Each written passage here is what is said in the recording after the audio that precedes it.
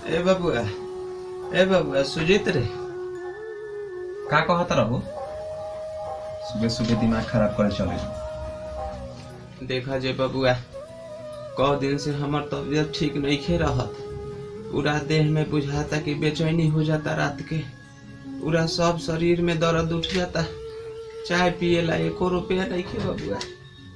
हम केकरा भरोसे बानी पूरे शरीर भर। बेटा जन्मले बानी कि हमरा के 2-4 रुपया देबा तो चाय पानी पियम, लेकिन बबुआ हमरा भी 1 रुपया नहीं खे। हमरा कम से कम चाय पानी ला तनी हमर देह के इलाज करवा दे बेटा, देह के इलाज करा दे। पूरा शरीर में तोरा बीमारी हो गई हो, चाहे दर्द उठ जाता हो, तो हम हमें क्या करी? चाय पिए ला पैसा नहीं, जाकर भीख मांग के चाय पियो। हमरा फिर कौन मुंह उठा के चलेगा?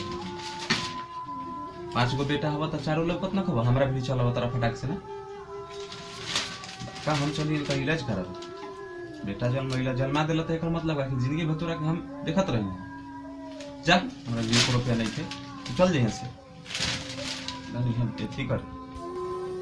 बबुआ आज ये सब बात सुन के नु बबुआ हमरा कॉलेज में आग लग गल। बबुआ कॉलेज में आग लग गल।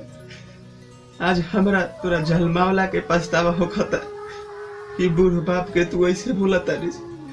लेकिन इतना बात ध्यान रखिए बबुआ, तोरो एगो लड़का बाटे। हम जियम तो देखम, लेकिन तोरो गति देख लिया का होई। हम जाता नहीं।